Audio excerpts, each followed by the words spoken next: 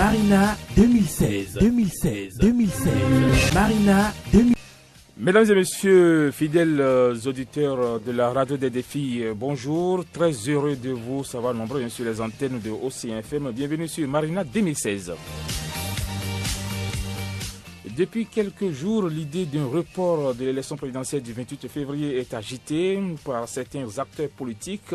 Eh bien, tout à l'heure, les présidentiables sont convoqués du côté de la Sénat pour évoquer la situation, pour se prononcer justement sur la situation. Eh bien, face au retard apparent accusé par la distribution des cartes d'électeurs, il fallait donc agir. Sur le terrain, les 34 candidats continuent d'auditionner les arrondissements pour exposer leurs différents projets de société. Marina 2016 de ce jeudi 11 février de l'année 2016 reçoit le candidat à la présidentielle Dr Bertin Kovi, candidat donc de l'Alliance Iroko. Avec lui, nous passerons au pays fin l'actualité sur la présidentielle. Ensemble, nous allons décliner son projet de société. Installez-vous confortablement, mesdames et messieurs. Nous sommes ensemble jusqu'à 8h55 minutes. Marina 2016, 2016, 2016, 2016, 2016, 2016. Docteur Bertin Kovi, bonjour. Bonjour. Merci d'avoir accepté notre invitation. C'est moi qui vous remercie de l'insigne honneur que vous me faites en m'invitant. Et comme vous l'avez constaté, c'est ça, le délestage. Est-ce que c'est le délestage? Non, c'est la mode désormais. Il faut appeler un chat. Eh bien, 10 ans durant le régime finissant que j'ai l'honneur de remplacer incessamment, a échoué à nous garantir l'électricité. Quoi qu'on en ait fait un slogan de tous les jours. Je ne m'explique pas qu'on soit toujours là avec tout ce que le président Yahya Boni a promis ici, tout ce qu'on a gaspillé comme argent, qu'on soit là, le courant qui coupe, qui revient. Ce n'est pas un délestage, c'est une incapacité à fournir de l'électricité, c'est aussi simple que cela. C'est qui, Dr Bertin Kovi? Voyez-vous, derrière le micro se cache Bertin Kovi, Segbouhoué. Segbouhoué, ce n'est pas le village, Segbouhoué qui signifie Dieu a établi. C'est mon petit nom à la maison. Je suis né un 8 novembre 1970 à Tokpa demain, commune de Kouamassé, mais je suis d'Adja Tokpa. Je suis psychologue de la communication, économiste fondamentaliste. Et je voudrais faire cette nuance aujourd'hui. En fait, en économie, nous avons plusieurs écoles. Nous avons plusieurs branches, si vous voulez. Nous autres, ce n'est pas les agrégats qui nous intéressent. Je voudrais prendre un exemple. Si j'avais été consulté, je déconseillerais au président Yahya Boni de construire l'aéroport de Touro. En lieu et place, je lui aurais demandé de rénover le mouroir qu'est le CNHU. Parce que rénover le CNHU est plus utile, peut avoir une incidence sur la qualité de la vie du Béninois, plus que l'aéroport de Touro où vont se réchauffer les cabris et moutons. Voilà, donc voilà déjà la nuance. Alors nous, ce n'est pas parce qu'il y a croissance qu'on croit que le pays va bien, c'est parce que la vie du citoyen s'améliore. Je voudrais prendre l'exemple d'un pays qui produit des armes. Prenons la Corée du Nord. La Corée du Nord a de la croissance, menace même tout le monde avec ses technologies militaires. Pourtant, la Corée du Nord réclame de l'aide, menace même qu'on l'aide à nourrir sa population. Si c'est cela le développement, ça me fait pitié. Pourtant, si on doit s'en tenir aux agrégats qu'on nous présente pompeusement, c'est pratiquement la même chose. Je voudrais prendre le Bénin, on nous dit non, on a 5% de croissance. 5% de croissance. Les Béninois se sont appauvris. Ne pas le reconnaître, ce serait un péché. Alors, c'est depuis le 14 janvier 1994, jour d'annonce de la dévaluation du franc CFA, que vous avez pris la décision de vous former à être présidentiable. C'est depuis, donc ça fait des années déjà que vous avez envie d'être le numéro 1 du Bénin. Parlez-nous un peu de ça. Alors, moi-même, ceci m'étonne, mais mes camarades de l'INE, l'Institut national d'économie, s'en souviennent forcément, puisque la plupart d'entre eux me disent, mais tiens, tu as tenu à ta folie, parce qu'à l'époque, pour nombre, c'était une folie. J'habitais à Kpakpadodo, mais encore, j'allais à l'INE sur Sémédian, et à mes heures perdues, je faisais Sémédian. Mon père enseignait, ma mère. Ah oui, vous avez fait Sémédian aussi, non? Je suis né d'une famille humble, donc il fallait bien vivre. Mais à cette époque-là, on faisait Sémédian à temps partiel. Et on ne nous obligeait pas à porter le maillot jaune, dont on ne distinguait pas Sémédian. Bon, voilà. Alors, donc je vois le président Nicéphore Dieudonné Soglo apparaître à la télévision annonçant une dévaluation avec un large sourire. Mais l'histoire et ma formation par la suite m'a quand même permis de comprendre qu'il avait raison d'avoir ce sourire-là. Mais à l'époque, je me suis interpellé, j'ai dit, mais est-ce qu'il a conscience de la souffrance que cela peut causer à autrui? Alors, je me couche le soir et je fais un songe. Et une voix intérieure me dit, prépare-toi à quitter l'INE, à aller faire l'économie fondamentale. Et 2 ans après, je te mettrai sur un chemin qui, 20 ans, ferait de toi le président du Bénin. Je me suis demandé si je ne suis pas devenu fou. Quand j'ai parlé à mon père, il m'a dit, mais enseignant, Oueda, tu vas trouver l'argent, je vais trouver l'argent pour t'aider où? Je lui ai dit, celui qui m'a inspiré cette idée, ce pouvoir-là. Toujours qu'une semaine après, je quittais l'INE. Tout le monde me disait, non, tu es fou, ce n'est pas bien. J'avoue que j'étais parmi les meilleurs en classe. Donc, mes professeurs sont venus me voir. D'autres ont dit, mais on l'a envoûté. Ma pauvre mère qui pleurait, on m'a amené chez un féticheur pour faire des libations, chez un pasteur pour faire des délivrances. J'ai tenu mordicus à mon idée. Je suis parti au Ghana faire l'économie fondamentale. Et curieusement, je n'avais même pas encore fini de soutenir quand l'univers intelligent m'a conduit chez le président Denis Sassou Nguesso, chargé de projets à la jeunesse. Donc, la marche a commencé en 1996. Alors, à l'époque, j'ai dit au président Sassou que je venais chez lui apprendre comment on devient président, comment on gère un pays. Il a ri, mais nous sommes là, nous sommes à la veille. Et je vous dis aussi vrai que le muezzin appelle tous les matins à la prière chez les musulmans. Oui. Aussi vrai que l'oiseau chante. Aussi vrai qu'une femme enfante encore. Aussi vrai que le soleil se lève le 6 avril. Je ne sais pas comment, mais je suis investi président du Bénin.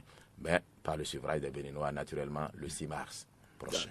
Alors, vous êtes un homme de foi, mais sans religion. Comment peut-on expliquer ça? Alors, le Bénin me surprend souvent. Nombreux confondent la foi à une foi religieuse. Voilà, au fait, la foi est neutre. La foi est neutre. La foi, ma foi, on dit, je voudrais aller dans le christianisme pour que nombreux me comprennent un peu plus. Hébreux 11, verset 1, on dit la foi est une ferme assurance des choses qu'on espère, une démonstration de celles qu'on ne voit pas. C'est ça. La foi est une ferme assurance d'une chose qu'on espère, une démonstration de celle qu'on ne voit pas. Alors pour dire quoi? La foi doit d'abord exister institut personnel et c'est maintenant vous l'appliquez à une croyance. Nombreux confondent la foi à une croyance. La foi, c'est une ferme conviction à quelque chose. Vos cheveux, vos cellules, mais quand vous dormez, vous devez être assuré de cela. Quand vous mangez, même quand vous êtes malade, rien ne peut vous détourner de votre conviction à la chose. C'est cela la foi. Mais attention, ça ne suffit pas. Quand vous avez cette ferme conviction, il faut maintenant l'appliquer à quelque chose. Et c'est de ce point de vue qu'en psychologie de la communication, nous disons que la foi est comme une monnaie. Et c'est une monnaie qui est utilisée sur le plan énergétique, pour ne pas dire spirituel. Et comme une monnaie physique, une monnaie à 2 faces. Eh bien, la première phase de la foi, c'est le croire. Et la seconde phase, c'est le agir.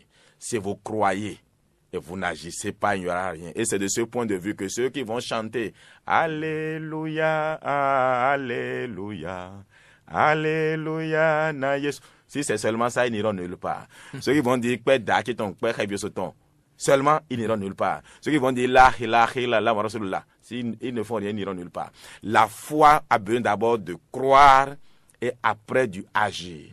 Maintenant aussi, si vous agissez sans croire, vous n'irez nulle part. Je vais vous donner l'exemple. Ceux à qui on fait une promesse, et ils sont certains que ça va marcher, et dès qu'ils sont rentrés chez eux, ils commencent à dire, est-ce qu'il va le faire maintenant? Est-ce qu'il va le faire? Même s'il agit, il n'aura jamais de succès.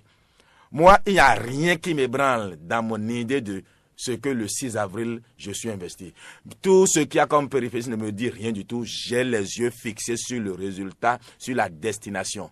Maintenant, c'est-à-dire comment on y parvient, ça ne me préoccupe pas. Moi, j'agis et je laisse l'univers intelligent nous conduire à cela. Voilà, justement, les élections seront reportées, puisque vous êtes convoqué à 11h à la Sénat pour se prononcer sur la situation. Ce sera probablement le 6 mars prochain que les Béninois iront donc aux urnes pour élire donc le futur président de la République.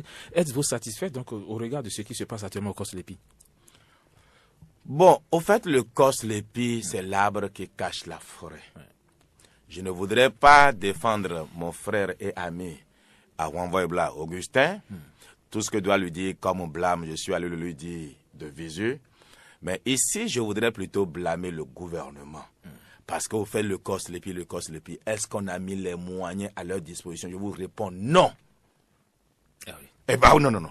Et l'alliance adultère entre FCBE, PRD, a vite fait de clouer le bec à mon cher frère Armand Blas. Qu'il parle, qu'il ne soit pas l'agneau sacrificiel qu'on accuse. Ben, une mission, des moyens. Ils n'ont pas eu les moyens. Et c'est cela qui justifie le retard. Ils ne peuvent même pas aller faire pression sur la structure qui émet les cartes. Vous n'avez pas payé.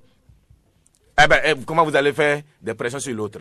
Donc voilà, il y a eu problème de financement. Et moi, le COS-LEPI fait partie de tout un système. Depuis 10 ans, eh ben, le système du président Yahya Boni n'a jamais su, n'a jamais pu et n'a jamais organisé une élection à bonne date. Et pourtant, ça fait quand même près d'un an que le président de la République a convoqué le corps électoral.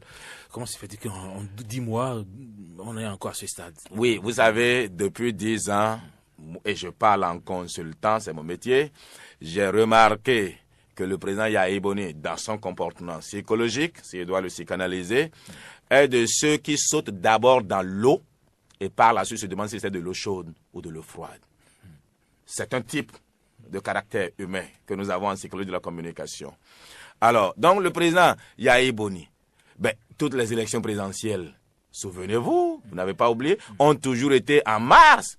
Subitement, il innove, il amène ça au 28 février. Et moi, j'avais déjà dit à tous qui pouvaient m'écouter pour dire que cette élection sera reportée au 6 mars. Ça fait longtemps que vous avez... Ben ça oui, je l'ai dit. J'ai dit, mais parce que rien ne justifiait cette innovation, hein, on n'a rien fait pour cela. Alors donc, moi, je ne suis pas surpris. Nous sommes juste dans du déjà vu. Maintenant, eh ben, puisque la mode, c'est que nous entendons tous à violer notre constitution au nom d'une paix que nous ne construisons pas, mais qu'on impose ou bien qu'on supplie les autres à accepter, ben nous violons la constitution depuis. Comment vous pouvez comprendre que les candidats n'aient été validés que à 28 jours du scrutin, c'est-à-dire le 1er février? C'est déjà une violation de notre propre code. Parce que ceci ne permet pas au candidat de faire les levées de fonds qu'il veut faire. Ça ne lui permet pas d'avoir autour de lui tous ceux qui sont sûrs que maintenant c'est un candidat. Alors, donc nous nous amusons avec tout dans ce pays. Et ensemble avec la Cour, eh ben, puisque la Cour, c'est l'émanation du peuple, nous violons allègrement notre constitution. Je vais vous rappeler, vous faire une confidence. Oui. Ben, le 9 au passé, nous avons été conviés à la Cour pour un séminaire. Séminaire que j'ai aimé par ailleurs parce qu'on a eu vraiment de bonnes communications. Et je me suis permis de rappeler ou bien de suggérer au président de la Cour de donner ce séminaire-là à l'endroit du gouvernement et du président. Pourquoi? J'ai entendu une disposition qui disait que c'est passible de sanctions et qu'aucun candidat ne devrait utiliser les moyens de l'État ou bien des moyens administratifs à son profit. Je leur ai dit, mais tiens, mais comment on fait la part entre un premier ministre d'un gouvernement ou bien dit premier ministre ou un ministre du gouvernement et un candidat? Il se trouve que parmi nous, le président de la République favorise un candidat, mais à qui il permet de violer les dispositions de ce qu'on nous a enseigné à ce séminaire-là. Je voudrais parler de Sieur Lionel Zinsou, qui devrait avoir déjà démissionné de son poste de ministre, je ne parle même pas de premier ministre, afin qu'on fasse la part entre qui est candidat et qui est ministre. Quand il fait une activité, comment voulez-vous que ceux qui sont invités devant lui sachent qu'ils sont devant un candidat au lieu du ministre? Voilà déjà là où on viole nos propres principes. Il ne donne pas le bel exemple qui a fait l'Europe, en principe. C'est ça. Bon, je me suis demandé qu'est-ce qu'il a retenu de l'Europe, c'est ce qu'on nous chante. Et je meurs de rire quand j'entends le président Yahya Boni et les FCBE disent, ils viennent nous sauver. Non, c'est un développeur. Le président, comment il s'appelle, Tevoidre, nous a chanté dans ce pays en 2005, début 2006. C'est un banquier, c'est un développeur. Subitement aujourd'hui, il le traite de tous les noms d'oiseaux. Bon, alors je crains que demain aussi, Le président Adrien Ngbenji, qui dit c'est un développeur, il a une expérience. Viennent aussi le traité de tous les noms d'oiseaux. Je parle de Zinsou. Heureusement qu'il ne sera pas là, c'est l'Iroko qui a investi le 6 avril 2016. Donc vous êtes sûr d'être aussi, je voudrais dire aussi, il faudrait que le soleil se lève. Mais ne me demandez pas comment. Je sais que mon peuple, parce que si vous devez voir aux signes humains, vous allez dire, je n'ai pas de chance. Je voudrais aller dans... Puisque vous ne remplissez pas les stades. Ben, à quelles conditions on remplit les stades? On remplit les stades à coup de sandwich et de 2000 francs. On a appauvri le peuple, on l'a rendu mendiant. Eh ben, on lui donne 2000 francs et on le met dans un bus. Ben, c'est comme si on dit ça veut dire que vous êtes capable de le faire, vous-même. Ben, tout le monde, il suffit seulement de partager l'argent. Bon, quand les gens vont au stade, ils en sortent. Qu'est-ce qu'ils retiennent? C'est comme malheureusement parfois certains chrétiens catholiques. Quand ils sortent de la messe, tu lui dis, mais alors, l'homélie, le prêtre a dit quoi? Il dit, et de mais qu'est-ce qu'il a dit? Il n'a rien retenu. Parce qu'il pensait à autre chose. Alors, que les catholiques me pardonnent, mais je suis catholique aussi. Donc, souvent, on n'a pas le temps d'écouter réellement, religieusement, le sermon. Ceux qui vont dans le stade, qu'est-ce qu'ils retiennent? Rien du tout du programme. Donc, je suis en mesure de remplir au-delà même de ceux-là, parce que j'ai un message. Mais eux, ils partagent l'argent, ils viennent faire un large sourire, se mettre devant, jouer de la musique, et cela les trompe. Donc, le vrai problème que nous avons, quand le président Yahi Boni, après 10 ans, lui qui a été 11 ans à la BOAD, trouve qu'il a trouvé un sauveur, m'inquiète. C'est-à-dire, cette assertion m'inquiète. Quand je n'aille prendre, ma foi, c'est-à-dire, le loup est un bon chasseur, oui. Mais dans une meute de chiens, le loup ne réussira pas. Lionel Zinsou ne nous connaît pas, nous ne le connaissons pas. Et pourquoi on voit cette ferveur autour de lui? Quelle ferveur? Vous avez qualifié l'alliance FCB, PRD, RB, l'alliance adultère. Alors, comment se fait-il qu'eux, qui sont quand même des grands partis politiques, des grandes alliances, se retrouvent aux côtés, bien sûr, du Premier ministre pour la campagne électorale? Ben, je vous dis que nous sommes en plutocratie. Et nous avons des opportunos, profito-situationnistes. À quelles conditions ces alliances-là se font? C'est cela. Je voudrais prendre le PRD. Awanvo Blanc n'est pas moins qualifié que le président Ngbenji il y a quelques années quand il posait sa candidature pour la première fois. Mais je voudrais prendre la RB. Mais il ne manque pas de Béninois ou du moins de cadres de la RB qui puissent être candidats. Mais cette histoire de penser que pour être président dans ce pays, il faut distribuer de l'argent afin de tuer notre démocratie. Nous ne sommes plus en démocratie, nous sommes en plutocratie. À quelles conditions on devient candidat? Mais regardez-les. Ben, tout le monde, des vendeurs de coton, des vendeurs de poulet, tout le monde est devenu homme politique. Je ne leur dénie pas le droit d'être candidat, mais à chacun son métier. Mais être président, ce n'est pas parce qu'on est riche. Je vais vous faire une confidence. On peut avoir réussi dans une entreprise privée et être un piètre homme d'État. Vous savez, devant beaucoup de candidats, ma foi, si je n'avais pas le destin d'être président le 6 avril, je préférerais comme Victor Tokpano, qui est un homme d'État, qui a une pensée structurée. Je préférerais Célestine Zanou et autres. J'aurais même aimé comment il s'appelle? Eric Mounete, non? Mais je le préférerais à un Zinsou. Mais malheureusement, puisqu'il n'a pas, il ne peut pas faire croire au Béninois qu'il peut partager des milliards. Il n'a trouvé personne derrière. C'est cela. Vous savez, notre pays est malade. Il faut refonder notre République. Il faut refonder notre État. Il faut retoiletter, il faut guérir notre système politique. Nous ne sommes pas en démocratie, hélas, nous sommes en plutocratie. Et c'est ça ce qui est malheureux. Et sur le terrain, comment ça se passe avec vous? Parce que vous avez avancé que vous aurez 32% pour le premier tour, et pourquoi pas 55%. Est-ce que vous maintenez encore ce pourcentage-là, ces pourcentages-là? Mais puisque j'avais dit quoi, c'était une prophétie. Vous savez, quand vous allez à une bataille, vous devez avoir de vision, vous devez avoir d'objectifs. Et c'est cela qui vous motive. Eh bien, il fait une époque, quand je commençais, j'avais mis la barre à 32. Le 6 avril, le soir, je vais au second tour et je suis à 55. Mais aujourd'hui, j'ai même mis la barre à 55 dès le premier tour. Je vais vous dire pourquoi. C'est le chaos pour pousser vous? Ben, ce n'est pas exclu. Et je vais vous dire pourquoi. Au fait, les Béninois ne vont même pas prendre l'Iroko.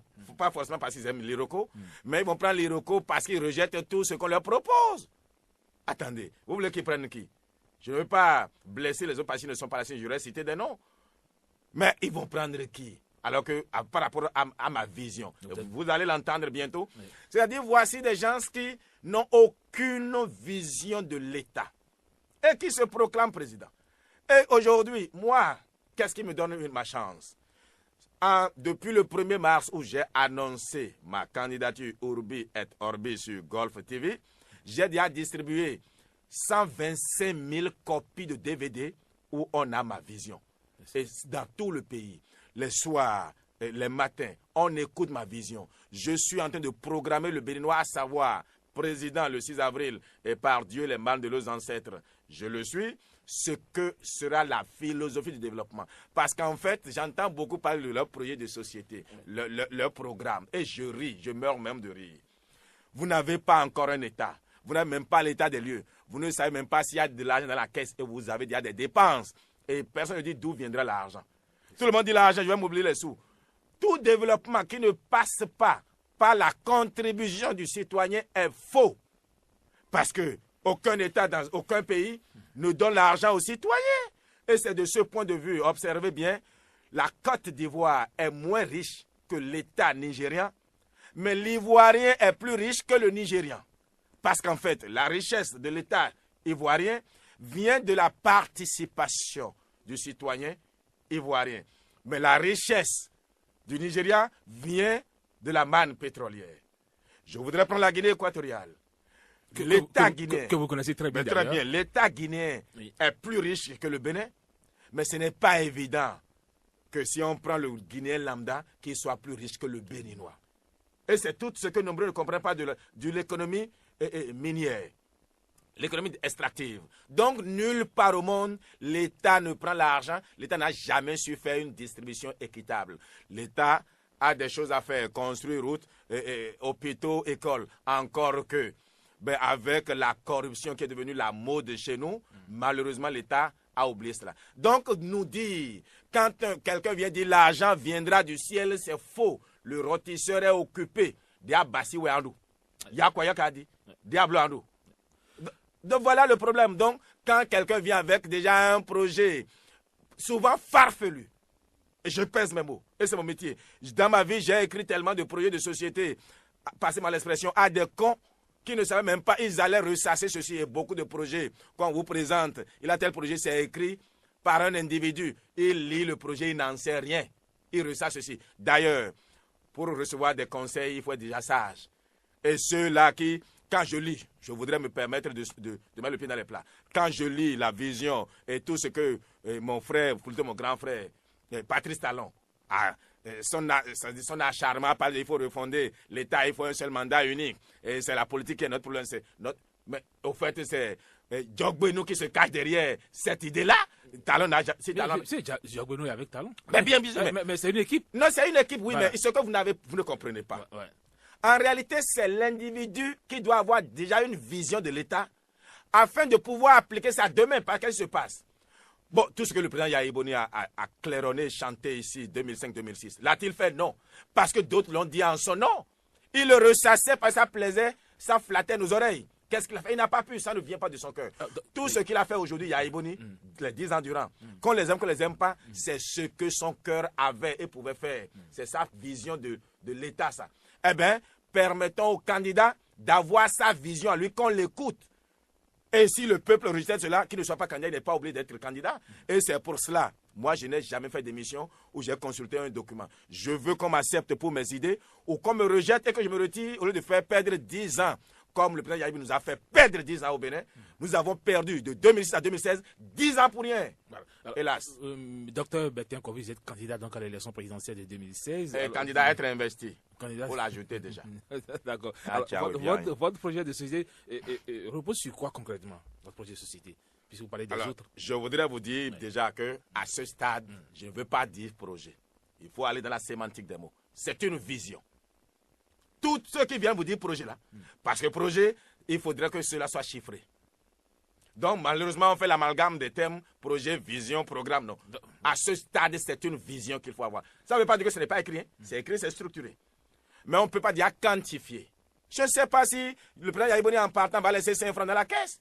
Déjà que depuis des années, nombreux ne le savent pas, mais c'est sur le marché de la dette que la BCAO achète de l'argent pour qu'on paye les fonctionnaires. Nous vivons à crédit. Ah, ne vous trompez. Nous vivons à crédit. Ah oui. Même vos spermatozoïdes sont déjà endettés. Mais vous allez vous en rendre compte. Nous vivons à crédit. Donc, alors je ne peux pas faire des dépenses alors que je ne sais pas d'où l'argent viendrait. Ceci dit, le Bénin aujourd'hui a essentiellement un problème. Le problème, c'est l'avenir de sa population, l'avenir de sa jeunesse. 80% de nos diplômés sont sans emploi. Le chômage, donc? Non, pas le chômage. Le chômage, c'est quand vous avez eu déjà de l'emploi une fois. Oui. Le non-emploi, ils ne sont même pas chômeurs. À Mawazon, qu'on a un chômeur. Ça dit pour être chômeur, il faut avoir travaillé et avoir été renvoyé. Ils n'ont jamais eu la chance. Il y en a qui ont fini depuis 6 ans, qui sont encore à la charge des parents. Et qu'est-ce que vous avez proposé pour ces gens-là? Très bien. Et pour cela, j'ai identifié le problème. C'est ça. Le problème, c'est que le Bénin n'a jamais su construire une économie. Qu'est-ce qu'une économie? Alors, dans la sémantique des mots, une économie est une science sociale, une main invisible, qui prend les ressources d'une nation, d'un pays, d'une ville, d'un quartier, d'un village ou d'une maison pour satisfaire ses besoins. Il se trouve souvent, et trop souvent à mon goût, que les besoins soient plus nombreux que les ressources. Ainsi, dans une économie, très souvent, les ressources n'arrivent pas à satisfaire tous les besoins. Donc, se met en place une activité afin de créer des ressources additionnelles pour satisfaire les besoins qui n'ont pas trouvé automatiquement ressources. Donc, quand une activité n'est pas justifiée, n'est pas mue par la satisfaction des besoins de la communauté, eh bien, elle n'est pas économique. Et c'est pour cela d'ailleurs que nous, en économie fondamentale, nous estimons que la production d'armes n'est pas économique. Venons au Bénin. Le Bénin produit quoi? Quel est le produit phare du Bénin? Le coton. Le coton. Que même le mouton ne vous mange pas. On a mis des milliards dans le coton tout le temps. Et quand on vend ce coton, d'abord quand le coton est produit, il détruit l'environnement, il détruit la terre. Bientôt, vous ne vous en rendez pas compte. Nos sœurs iront à la ménopause à 14 ou plus 20 ans à cause de l'endosulfan. Non, je suis sérieux, laissez-moi finir. Oui. Donc le coton détruit l'environnement, détruit même notre cadre de vie. Ça, c'est un. Nos femmes, leur maladie la plus aimée aujourd'hui, ce sont les infections. Mais c'est à cause de l'eau, c'est les intrants. Parce qu'on a l'OME qui draine tous les produits du coton du nord jusqu'au sud. Alors, ce coton a déjà cette conséquence.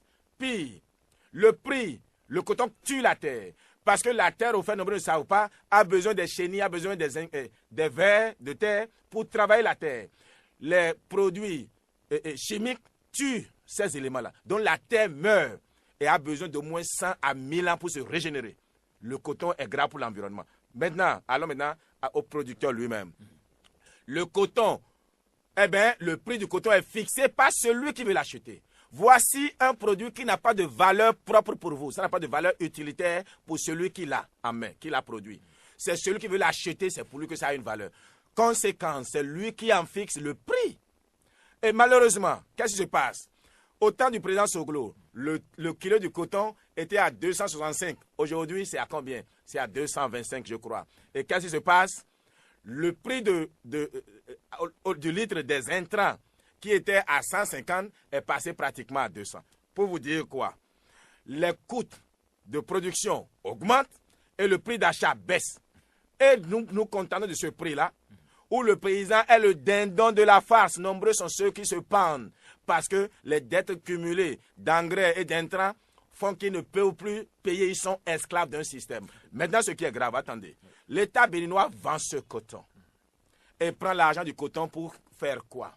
Acheter du poulet pourri qu'on aurait pu produire ici, du poisson qu'on peut produire ici, ma foi du riz qu'on peut produire ici, l'huile qu'on peut produire ici. Qui se souvient encore de Agonlemi, d'Adjami, de Dassami? Nous sommes au Bénin à manger l'huile de la Malaisie.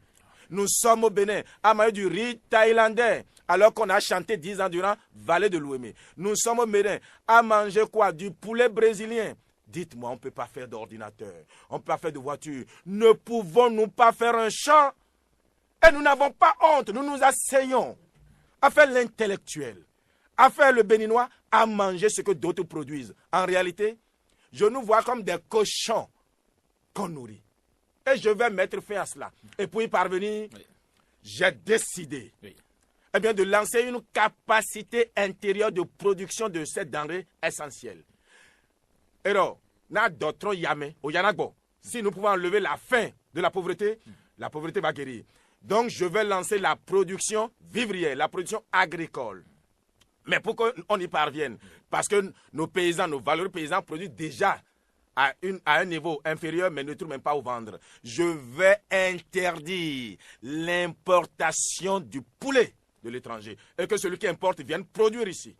Est-ce que vous savez que le secteur poulet, eh bien, si on produisait au Bénin la quantité qui vient au Bénin, ma foi, le secteur poulet peut générer plus de 70 000 emplois au Bénin. Attention, je vais vous dire pourquoi. Dans le poulet, pour élever le poulet, il faut du maïs et il faut du soja. Eh bien, l'élevage de poulet permet déjà à l'agriculture d'avoir un marché. Dans la production, il faut des employés. Il faut d'abord une provanderie pour produire de la provende. C'est des emplois. Il faut élever le poulet, il faut l'abattre, il faut la conservation. Bref, nous devons construire une économie pour notre pays en produisant ce qui a une valeur utilitaire pour nous. Ça, c'est le premier niveau. Mais attention, je voudrais rassurer les Béninois. Je ne suis pas à ce point-là contre. Je ne suis pas Amin Dada. Je ne vais pas interdire l'importation le 7 avril, après mon investiture. Je vais me donner 1 an de capacité intérieure. Et je vais vous souffler quelque chose. Un an de transition, justement. Non, ce n'est pas une transition. Il faudrait que le Bénin construise une capacité intérieure. Oui. Nous allons parler aux populations pour dire à nos commerçants. On n'a rien contre nos commerçants.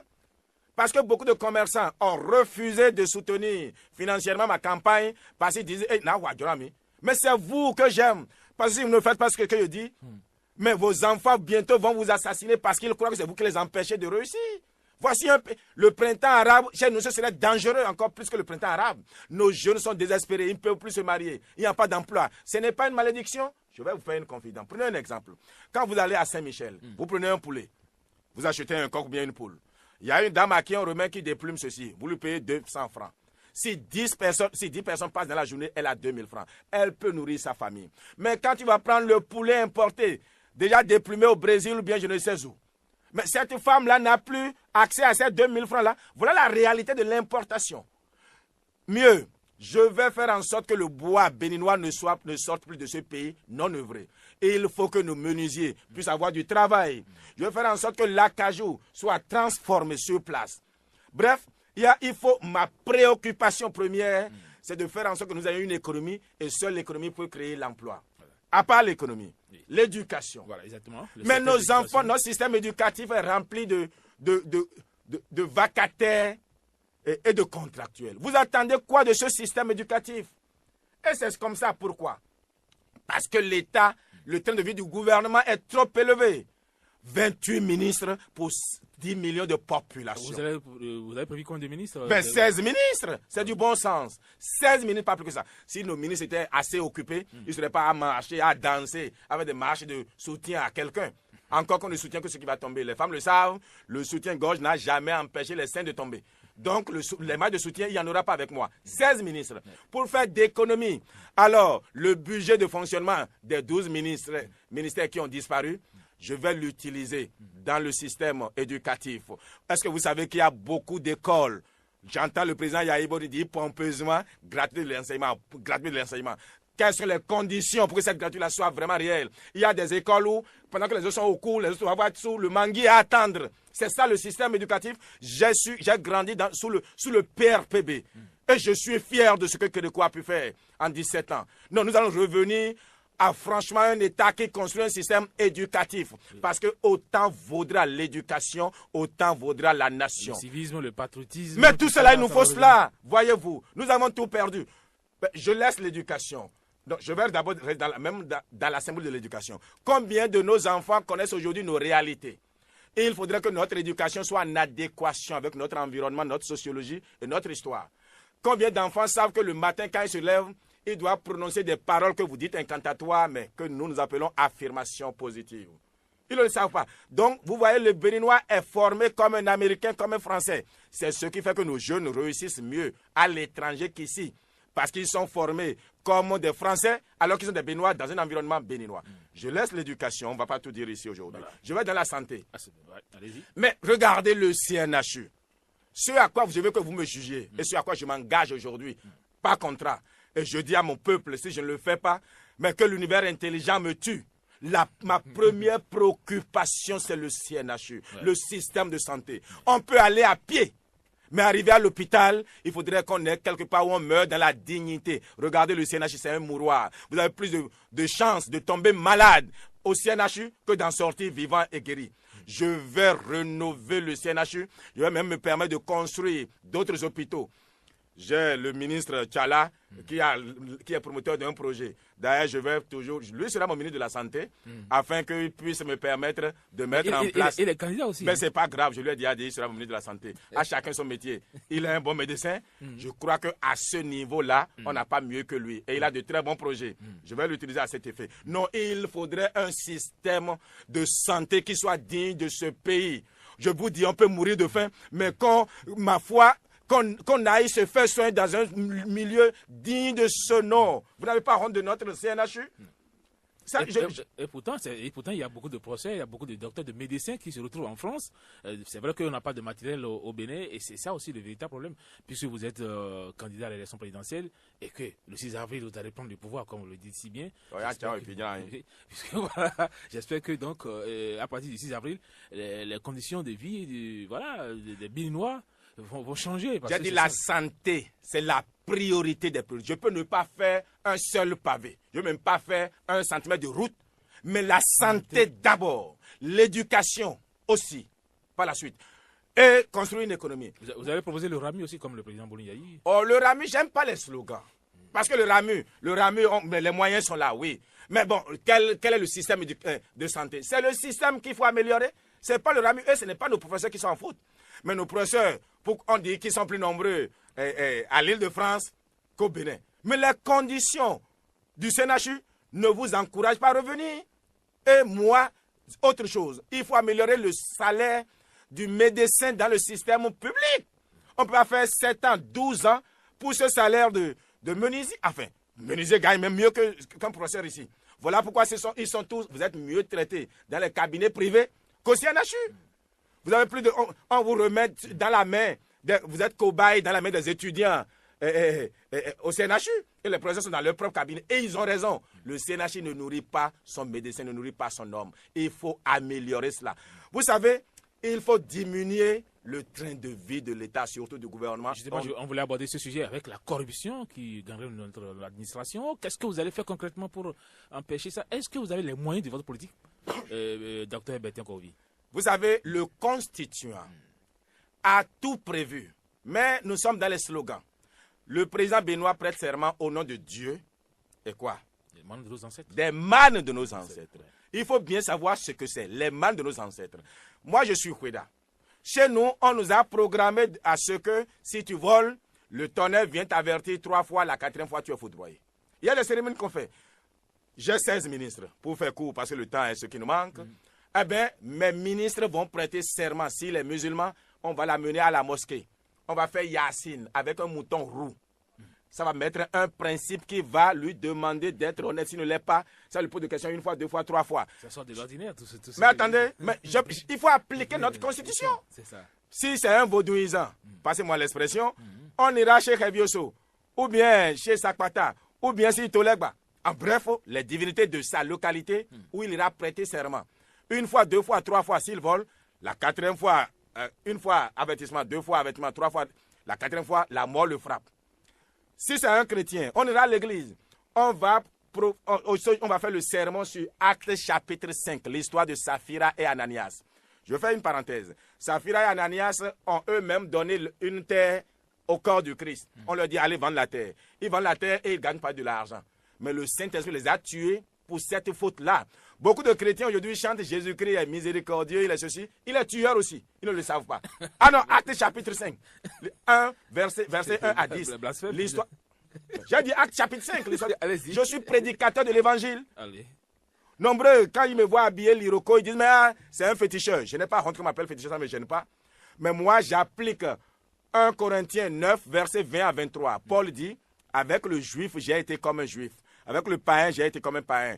Avec le faible comme un païen, comme un faible, mais je n'ai pas renoncé à mon Seigneur afin de l'avoir à ma cause.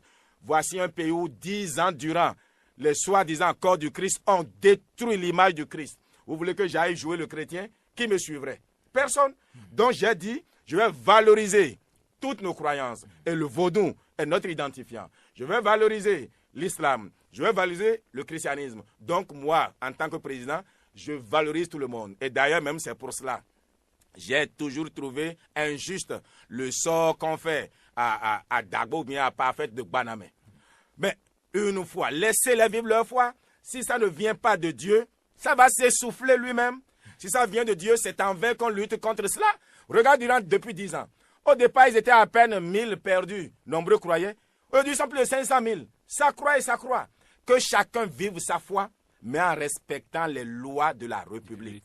Donc, de ce point de vue, j'ai rien contre Banamé et le mystère qui s'y trouve. J'ai reçu des Irokosons, c'est-à-dire mes militants, qui sont venus me voir, oui, président, toi qui connais Dieu, j'ai dit, mais personne ne connaît Dieu. On croit le connaître, personne ne le connaît parce qu'il est insondable. Alors, toi qui parles de Dieu, ben, qu'est-ce que tu penses de Parfait de Banamé? J'ai dit, je n'en pense rien. Mais elle dit qu'elle est Dieu. J'ai dit, mais pourquoi pas? Psaume 82, verset 6. La Bible dit, j'avais dit, vous êtes des dieux, vous êtes des fils du Très-Haut. Mais qu'elle dise qu'elle est Dieu ne dit rien d'extraordinaire. Jésus a dit qu'il est Dieu. Mais j'ai dit, laissez le temps au temps. Si c'est elle-même qui s'autoproclame Dieu, ben ça va s'essouffler. Oui. Mais si c'est une incarnation en elle, ben ça va prospérer. Parce que nombreux ne font pas la part entre le corps qui habite un esprit qui peut se réclamer Dieu et l'esprit qui parle. Donc voilà notre problème. Nous ne comprenons pas les choses dans leur essence. Docteur Bertin Kovi, nous sommes pratiquement à la fin de cette émission. C'est vrai, ça va vite avec vous, c'est vrai. Nous aurons l'occasion de revenir sur d'autres aspects de votre projet de société, pourquoi pas dans une émission en langue nationale, et pourquoi pas dans une émission citable pour décortiquer beaucoup plus ce projet de société. Alors, vous avez 1 minute justement pour votre mot de fin. Bon, c'est dommage que le temps passe assez vite. Ah oui. Si j'avais le moyen, je l'aurais retenu. Mais enfin, bon, au fait, c'est juste un pan de ma vision que j'ai donnée. Mais je voudrais demander à toute la force productive du Bénin de se mettre en rang de bataille pour me soutenir. Je n'ai ni or ni argent à vous partager, mais avec vous, nous allons construire notre destin ensemble, c'est-à-dire construire le Bénin, un pays où il fera bon vivre pour tous. Je ne vous promets pas moins merveilles qui viennent d'ailleurs, d'Abassi ou Andou. C'est ce que vous avez fait, ben que vous allez manger. Je n'attends d'aucun pays pour venir nous aider, non. C'est le Québécois dit comptons d'abord sur nos propres forces. Et je me rends compte aujourd'hui que c'est encore d'actualité. Nous sommes devenus fous. Personne ne viendrait l'argent ne viendrait de nulle part pour nous sauver. Mais ceci dit, ce serait de la responsabilité du gouvernement de ne pas amener l'élection au 6 avril, au 6 mars. Parce que nous sommes déjà en retard. Et la cacophonie ne profiterait à personne. Je voudrais m'arrêter à là. Voilà, mesdames et messieurs, ce sera donc tout pour cette émission radio par Radio Actualité, mais Marina 2016. Nous étions en compagnie, bien sûr, du candidat, du candidat de l'Alliance Iroko, Dr Bertin Kovi, qui déjà n'a pas un projet de société, mais dit déjà qu'il a une vision pour le pays. Donc le 6 avril prochain, il sera le président donc, de la République. Et il a KO également pour le premier tour. De toute façon, c'est ce qu'il nous a dit sur les antennes. Nous allons le retrouver dans d'autres émissions ici au CFM en langue nationale, et puis également, pourquoi pas le recevoir sur une émission capcitable. Merci de nous avoir suivis. Dans quelques instants, vous aurez le flash d'information. Et puis après, eh bien, vous serez en compagnie de Jean et de Raimi pour votre émission préférée. Très bonne journée à vous tous. Au revoir.